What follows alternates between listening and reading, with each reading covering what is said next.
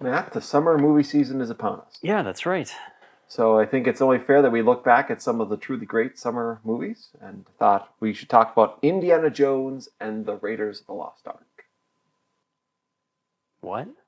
Indiana Jones and the Raiders of the Lost Ark. I've never heard of that movie.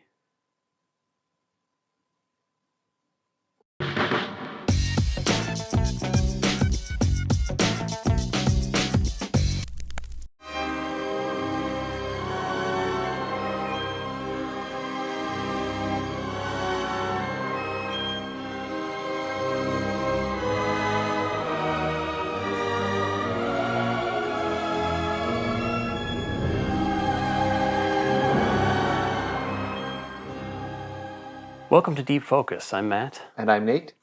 And tonight we're talking about Raiders of the Lost Ark. I think that's the original title, right? This is the only title, if you ask me. Yeah. George Lucas can try to reinvent this all he wants. It's just Raiders of the Lost Ark. Yes. I mean, it's been a while since I've watched the DVD special features, but doesn't Spielberg in those call them Raiders films? Yeah, he does. Yeah. And he always has in interviews. It's kind of funny. He doesn't call them the Indiana Jones films. It's always the Raiders films. Yeah.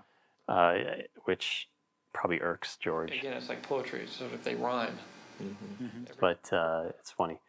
But yeah, I mean, this is the 40th anniversary this year of Raiders, and something I think we had to talk about. It's obviously a classic film. This is another entry in our, what else is there to say about this movie, the ongoing series. But we still need to go over it, I think. It's one of my all-time 10 favorite movies. It's on my top 10, too. Yeah, I love it. Yeah, it sneaks into my top 5 occasionally, but it's usually just barely out of my top 5. But it's fantastic, and it's a classic, as everyone knows. And maybe it's worth thinking about why is this a classic? Because there's a lot of action movies that are good, and this, in many ways, could have just become that. I mean, you think of all these right things coming together that made it work, just to make it catch and still be something that you can come back to 40 years afterwards and still feel fresh. Yeah. Because you think about casting, you think about some of the natures of the production, the famous change of the fight scene that was settled with the gun, and things like that take place in it, that really are, I think, why it all of a sudden works on a whole different plane. Whereas it could have easily, if it had been maybe just what was originally written or conceived of, might not be the classic. Yeah, this film it's one of those films that I love studying the history of. It's got such an incredible story behind it, and the film was actually made fairly quickly as well, on a budget that, for the time, was still a big budget film. But Spielberg had this reputation of being someone that went over budget and over schedule. Well, he had his first bomb right before this, 1941. Yep. Was a flop. It's not a good movie, by the way. Yeah, his first musical. Well, it wasn't really a musical. It should have been a musical. He wanted it to be a musical. But it's just an obnoxious comedy is what it really is. Yeah. But it flopped and went over budget. And so this was almost his, let me save my career movie, do something on time, do something under budget, and hopefully it makes money and I can salvage a career that seemed to be unstoppable and now just went into a brick wall. Yeah, so it's interesting to look at it from that standpoint, that Spielberg had a real, I don't want to say sense of desperation, but at least a motivation to prove himself to be a viable Hollywood commodity, from an economic standpoint, right? I mean, he made Jaws, he had great success with that, but he had this reputation of not delivering the goods the way the studios wanted him to. And a lot of studios were reluctant to actually take this movie on because of that. And Paramount eventually stepped up and backed the picture. But Lucas notoriously, drove a hard bargain when it comes to contracts and wanted licensing rights for merchandise, etc. Learned a lot of that from Star Wars, of course, and this was really no exception to that. So getting this film made was a challenge, despite the big names involved. And it really was kind of a scrappy production in a way, right? I mean, like I said, it was made during a relatively short period of time. Spielberg only did maybe 3-4 takes for just about every setup, every shot. And it was all about keeping things moving. And so I thought it'd be fun, too, as we kind of go along to talk about, kind of the personal aspects of this film when it comes to each of us. Things we remember, our favorite moments. Or You know just what this histories with it, right? yeah, just what this means to us on a personal level. Well, I know you and I went and actually saw this on the big screen about 10 years ago. They had a little Yeah, run of it. in IMAX. Yep. Was it 10 years ago already? Probably about, yeah. Close to it. Really? Yeah. We're getting old. I thought maybe it was 5 at the most. No, it was longer ago than that. Okay. It was probably about 2012 or something there. Wow. Okay. So, but I remember seeing that in the theater, and it was the first time I'd seen it in the theater. Yeah, me too. And obviously, it was with an audience that I think almost everybody there probably had seen it, or at least You could tell they were very familiar many with did. it. Made Yeah. some parents brought kids to show them this movie that they loved or whatever it might be. But it was so electric watching this with an audience, and It was. It gave me a sense of It was made before I was even born, and my parents went and saw this in the theater, and they talked about seeing it in the theater and about the thrill of it and the kind of roller coaster element of it, the amusement park ride of it, really. And I, having seen it on VHS, DVD, Blu-ray, all these different things, then finally saw it on the big screen, and it still had that sense of a whole different kind of experience watching the movie. Even though I knew every beat of it, I appreciated it in a whole new light after seeing it on the big screen, and that's something I think that really speaks to just the sense of spectacle in this film. Whether it's the very famous set pieces, the boulder chasing after Indy on the way out, or if it's going to be the big chase scene later on, the snakes, whatever it might be. All those set pieces are fantastic and great to watch at home. And when you get surround sound, you get a nice big screen like you got right here or something. It really does go a long way towards giving that cinematic experience. Mm-hmm. But gosh, when I think about that experience of it on the big screen with an audience, it just reminds you of what a blockbuster should be. Yeah. And time right now, like a lot of people watching me on YouTube, I'm sure, are thinking about how they haven't been to movie theaters very often recently. Why do you want to have movie theaters stay? This movie. This is why you want movie theaters to somehow survive and outlive the market expectations and everything about them. It ranks up there with one of my favorite, experiences in the movie theater.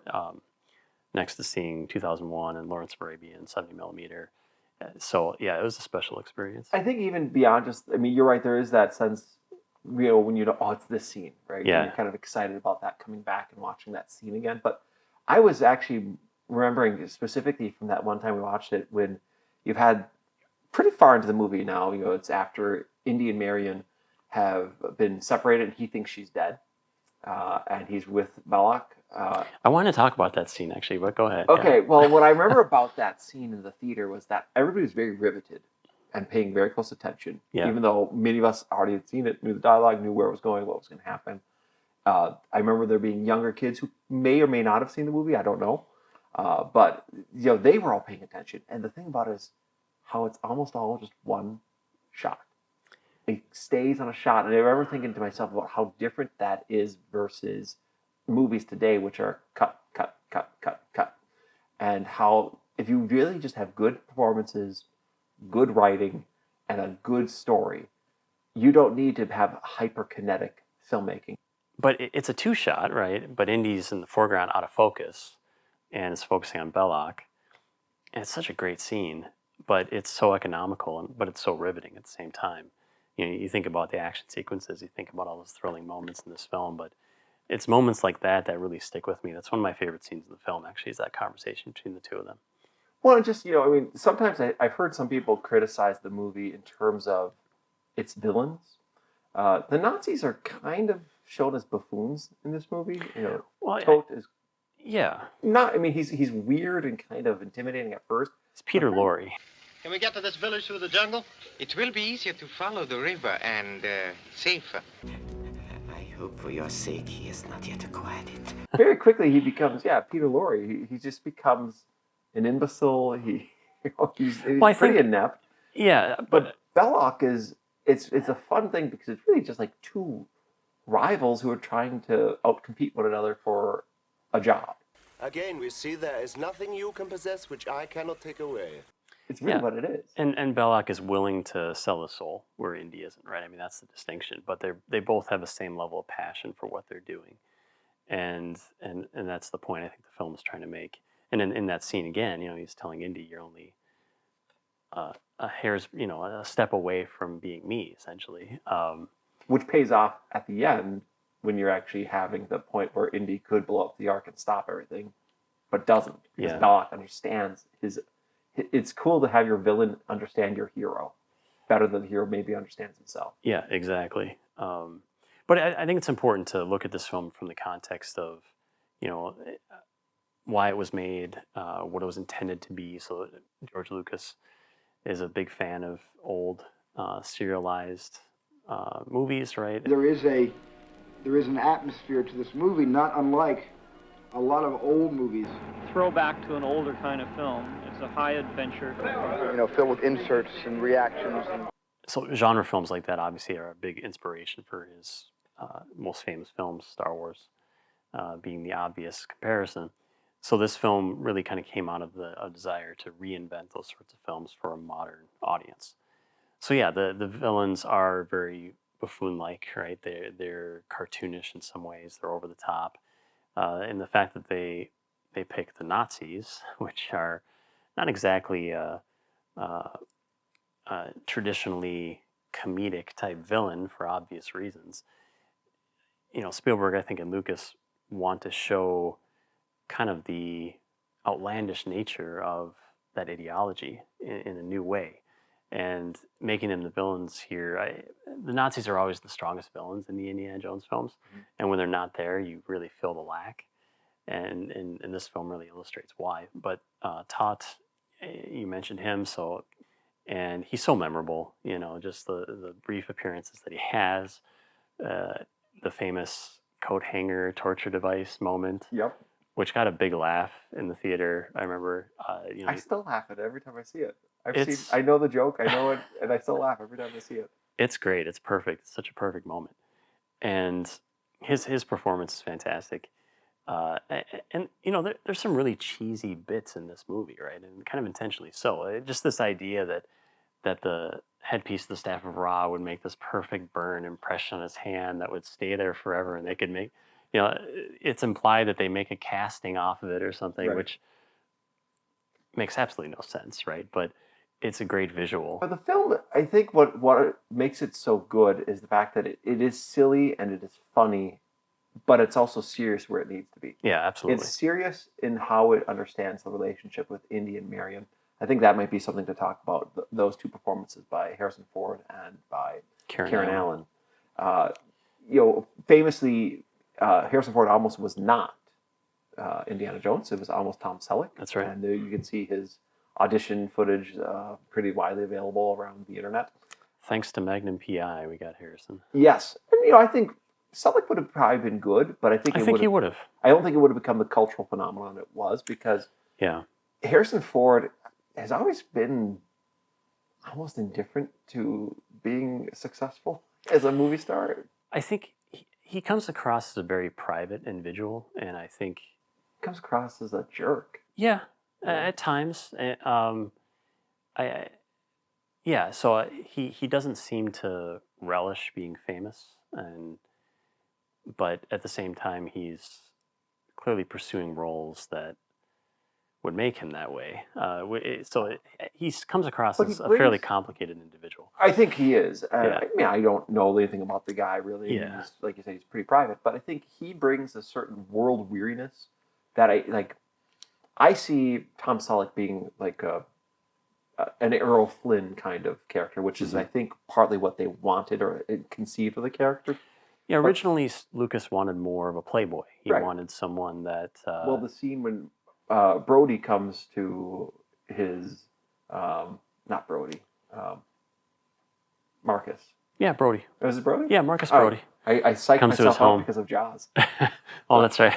So now we have a cinematic universe of like Brody's and Spielberg films. They're all related somehow. Farewell and adieu to you fair Spanish ladies. How when he comes, Indy's in this like Hugh Hefner type robe, because it's not in the final movie, but that scene was that he was with a student, at his apartment. You know? And so Did they you actually gotta- film that? Yeah, like the first cut of this was like 3 hours long. Okay. And I mean, I know there are a lot of changes to the original script. Yeah, there's a lot of changes to the script. There's a lot of things that Harrison Ford, I think, when he signed this, put in his contract, he had the right to change the dialogue. I'm sure that was based on George Lucas's script. Based on Star Wars, yeah. Every stanza kind of rhymes with the last one. But I think that, you know, all these things kind of come together, like, because you go, like, if he was more this playboy, if we knew that he was with a student when Brody comes over, I think we would definitely not look at this movie the same way anymore. I think that the movie wisely does gloss over a lot of those things. And that's partly why, if you'd had those, it might not age well, right? We might 40 years later be uncomfortable with some of that. But I think Harrison Ford, just certain gestures or choices he makes definitely changes. Like, one of them's a total accident, that he was sick when they were going to film in Tunisia, the big fight scene with the guy with the sword. Yep. But he's sick. Had extensive storyboarding and rehearsals. And, Yep. They had this English stuntman who would practice for weeks or months even, and they just couldn't do it, and they just changed it. But that all of a sudden is like Indiana Jones becomes an icon in that scene. He has this kind of sort of crumpled sense of resignation. It's so endearing, you know. As the audience, you can really sympathize with those emotions. And he's not this superhuman kind of superhero character. And he's not James Bond either, even though James Bond was a big inspiration for this series. Yeah. One of the things is, you'd think about sometimes how just casting decisions with the cast make a huge difference in terms of chemistry. Yeah. I think, because I'm sure other people, I think Amy Irving was Spielberg's girlfriend, wife, something like that at the time. I think that's He right. wanted her for Marion. Yeah. But they wound up casting Karen Allen. You know, it could have been just a budget thing for her. But I think with her and Ford, they really have a great chemistry. I think some people don't like her in this. I love her in this. She's great. feisty. Yeah, she's great. I mean, that's this character needs that kind of feistiness and that spunk. And she's pretty young. I don't know how old she was when she made this movie. I'm guessing early 20s. Probably. But that youthfulness, I think, comes through very well and plays well off of Harrison Ford's Indiana Jones, because he is middle ages almost. Yeah, they both have this sense of adventure and the spirit to them. But Marion's not, and I think Karen Allen has actually said this about the film, that she was hoping that her character would be a little more invested in the archaeology. It kind of set it up a little bit when they're coming out of the bar. Yeah. And she's like, I'm going to be your partner. Yeah. But then she kind of quickly fades into the background.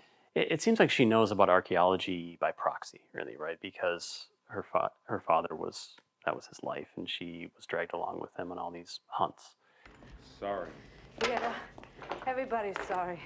Abner was sorry for dragging me all over this earth looking for his little bits of junk. I'm sorry to still be here stuck in this dive. And she isn't necessarily invested in the pursuit of relics herself, but she has the same sense of adventure and spirit, I think, that Indiana Jones has. So they're the perfect complement, right? And opposites attract. Well, in this case, they're very much alike, so they do have an interesting, sense of conflict between the two of them because of that. Right. Yeah, I think that really does hit there's a perfect clash and conflict within them. Yeah. But not to the point where I go like, why would these two ever get together? I really see why they would. Absolutely. Yeah. And they're great on screen together. I mean, the famous scene in the ship later on is one of my favorite. It's clearly a playing around with that romantic scene. Yeah, and they exactly. just handle it so nicely. The flipping of the mirror. So Denholm Elliott plays Brody. He doesn't have much screen time here. He has a much bigger role in Last Crusade. I love his character in this film. You get the sense that he has the same level of knowledge and passion as Indiana Jones, but he's an older man. He doesn't have the physical ability or even the ambition to go on these adventures, but he lives vicariously through Indy, right? And in Last Crusade, he kind of becomes more of a comedic, sort of bumbling character, which I was never crazy about. I prefer this rendition of his character. He's kind of the sober caution yourself. Right? And yes. Then he disappears and comes back at the very end. But yeah, no, he's very memorable in it. And I think this is an example where there's really good casting.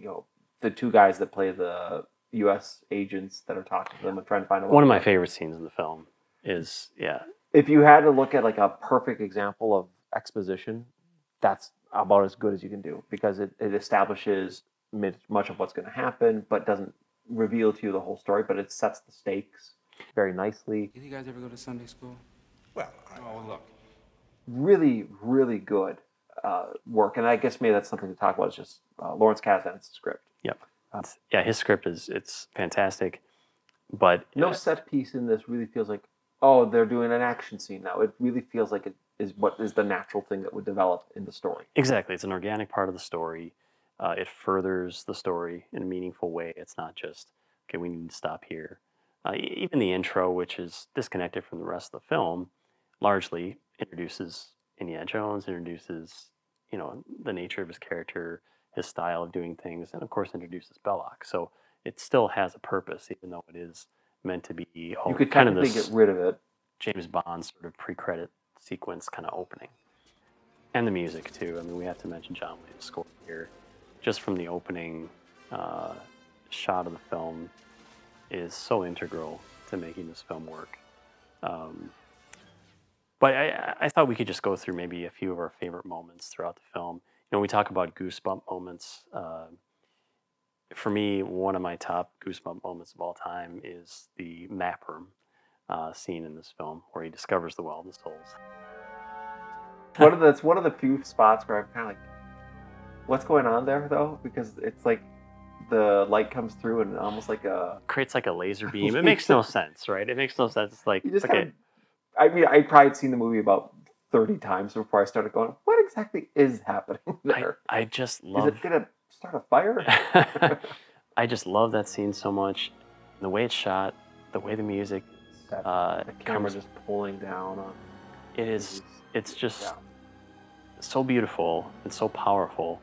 And yeah, it makes no sense. Like, why, sun shining through a crystal is not going to be a laser. I mean, this is silly, right? To me, that if you just want to like lift one segment out of this film to say, okay, here's what you can do with a very basic concept with set design, lighting, cinematography, editing, the score, and just the look on Harrison Ford's face that just sells this moment. It's a perfect scene.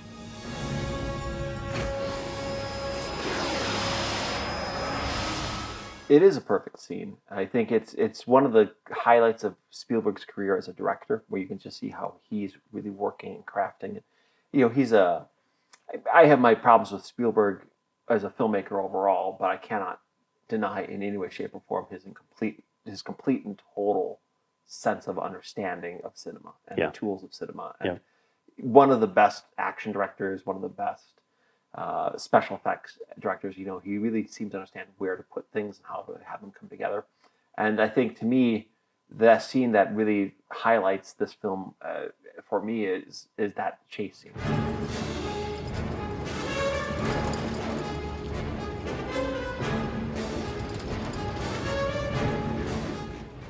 In many ways, a tribute to the old westerns of John Ford, Stagecoach in particular.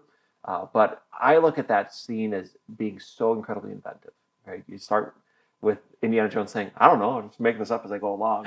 And in a certain sense, that announces to you what you're going to watch. And how it plays out so wonderfully and comically, but never in a point where you're laughing like this is absurd, but more like you're just enjoying this, right? And it's so exhilarating, yeah. Yeah, I mean, just the notion of a man being able to climb underneath a speeding truck in the desert is absurd. But I believe it whenever I watch it. Because you actually have a stuntman doing it, right? It's not CGI. There's not one bit of CGI in this, right? You're just having lots of great stunt work. And that, to me, is something that's so refreshing to watch now. And I would say that's the best chase scene in any movie I've seen. Yeah, we talked about a lot of great chase scenes already, and we talked about French Connection and Ronin. Much of that scene was actually shot by the second unit. Exactly what you had. This is all in the storyline includes a chase in the grand tradition. Because this sequence promised to be a monumental task in itself, Spielberg created a second unit directed by Mickey Moore. Then this truck comes around. He's overshot The car goes through the tent. Spielberg and Moore used the storyboard to plan the chase. If you can believe it. Mm-hmm. And that's a credit to the second unit director as well. He was following storyboards very closely and added some other shots. Of course, Spielberg shot some of it too, so I'm not trying to diminish his direction or his contribution to this But it's scene. important, I think, sometimes we talk about directors as this sort of force that oversees everything. In a sense, they are, but they're relying on a pretty impressive collection of people. Very, very talented people, exactly. You know, it certainly is a team effort. If you didn't have multiple units, they probably would have taken 2 years to make this movie. Yeah. You know, it's like you just have to have those units, and they do a great job with it. I think it's worth us just taking a little bit of time here in terms of talking about the story to talk about the Ark itself. Yeah. I guess people would call this a MacGuffin. I'm going to argue it's not a MacGuffin.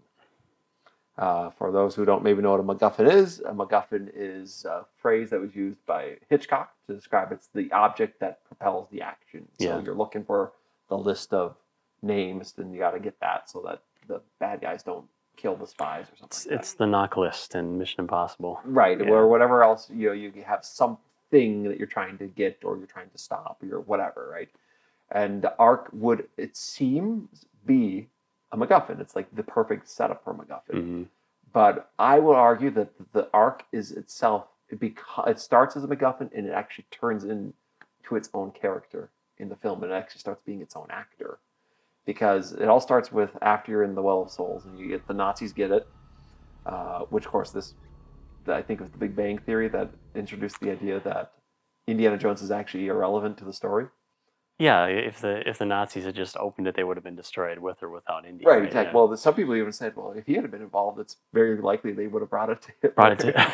You avoided the whole World War. It would have been. So in a sense, Indiana Jones really screwed over everybody here. Yeah, it would have been like the ending of Inglourious Bastards, I guess. Just 1936, it all ends. Fascism dies.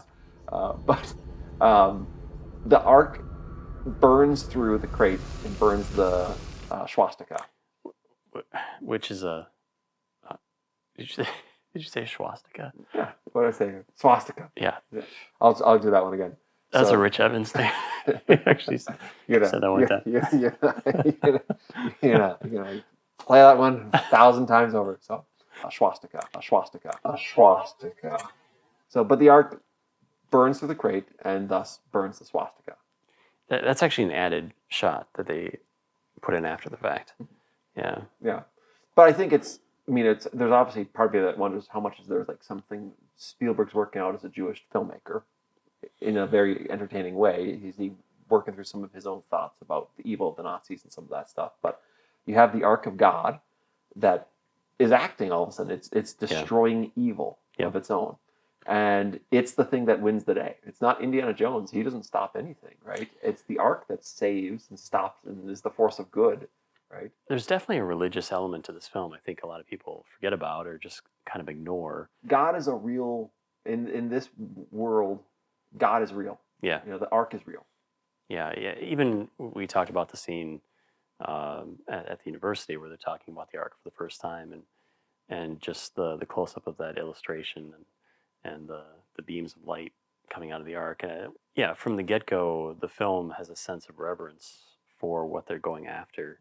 It adds a layer of mystery to it, but it adds a real legitimate sense of power and a threat, because you just don't know what you're dealing with here. And that's the point the film's trying to make. But yeah, I mean, it's a pretty gutsy move after everything Indy goes through to have the climax of this film, have your hero tied up, having nothing to do with the victory at hand. His big strategy is to close his eyes. Yes. I mean, that would never happen in a film these days. I mean, it's just like you'd have to have the big fist fight with Belloc, right? Or you wouldn't even have the willingness to be this overtly okay with religious imagery. Yeah, right? I mean, that it too. would be, oh, well, what about the Chinese market? They wouldn't necessarily know what that's about. Can we make it into something else? Like, instead of being the Ark, can it be just like the sorcerer's wife's hidden necklace that gave jewelry extra box. long life or something? That would be what you'd have today. and it would absolutely be junk. Nobody would care. That part of why the choice of having it be the Ark of the Covenant is that a lot of audiences at that time, especially, brought to this their own religious backgrounds, their own awareness of it. Whether you went to church or not, or you were particularly devout or believed in God at all, you at least had an idea of what this was about, and you could associate all this real world meaning into this movie, and that's pretty important, I think, to why this movie succeeds. If you made it into the piece of jewelry that makes you immortal or whatever, nobody knows what that is. Nobody cares what that is, right? And special effects still hold up really well, I think. They've done some digital cleanup over the years of some of the matte paintings and some of the melting opticals. Faces don't scare me quite as much as they did when I was a kid. Yeah, this film almost got an R rating because of that, right? And especially for Belloc with the exploding Didn't they have head, to add the little flames? They had to really put a lot of optical flame in front of his face to make that work. But it's still pretty edgy for PG. Of course, this is before PG-13 existed. And even if you try to make this today, I don't think any PG-13 movie could get away with those. Yeah, I mean, they're still fairly graphic. Even though they look a little bit goofy and not entirely convincing, there's still a disturbing quality to them, for sure. Yeah. And so this is another just fun little story about my history of this movie. It's the first time I remember seeing any of it was on, it was in a video store back in the days when you just had video stores play movies on a loop. You could watch the whole movie, but I guess you stayed there for 2 hours. So they had Raiders of the Lost Ark on. And I started watching it. It was towards the end of it when we were in the store. And that scene came up. I was probably like 6. I don't know how old I was. I was just Holy smokes. Can you imagine? That would be traumatic. Just in the middle of a store with the children running around, that scene being played.